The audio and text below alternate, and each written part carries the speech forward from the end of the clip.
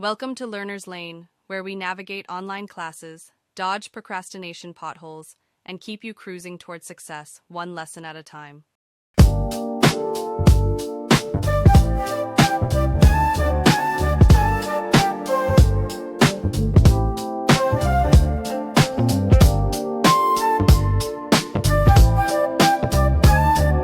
Hello, learners. I'm Dr. Shea, and welcome to Learner's Lane, the podcast that makes online learning easier than finding the mute button on a Zoom call you don't want to be on. In today's episode, we're focusing on how to use references in your writing. You'll learn the two main ways to include them, quoting directly and paraphrasing.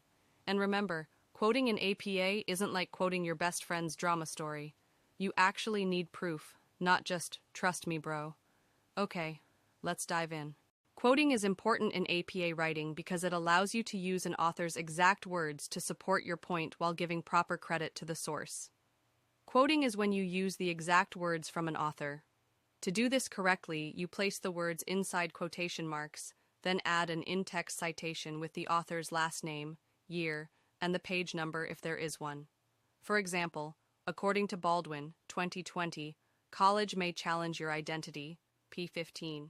That's it. Clear, short, and correct. Notice in the citation that we include the author's last name and the year of publication, followed by the word-for-word text in quotation marks, and the page number where the quote appears. Remember, quotes work best when they strengthen your argument without taking over your whole paragraph.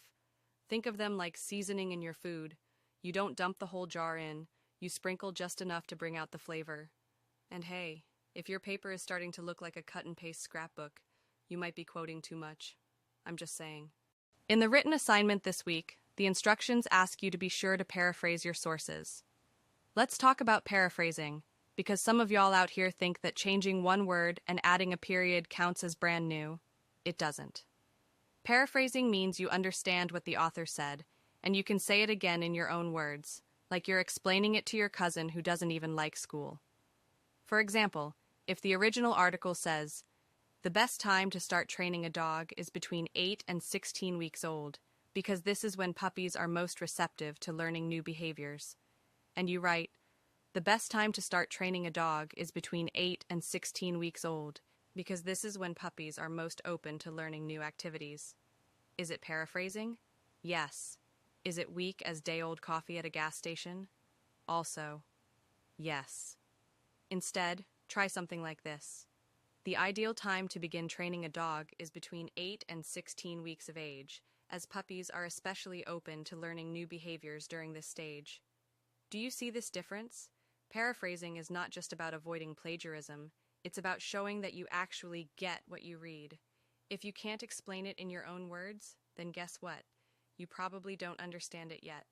A good writer does more than just swapping out words. Ask yourself, could I explain this to a friend without looking at the source? If yes, you're on the right track. If no, back it up and read it again. And that's a wrap on today's episode of Learner's Lane. Remember, quoting uses the author's exact words, while paraphrasing lets you put their ideas into your own voice. The real skill is knowing when to use each. Too many quotes, and your paper looks like a copy machine. Too much paraphrasing, and it might feel like you never let the experts speak. Balance is the key. And hey, if your paper starts looking like a long text thread full of screenshots, you're probably overdoing the quotes. Write like somebody's watching, 'cause I am. I'm Dr. Shea, and I'll see you next time.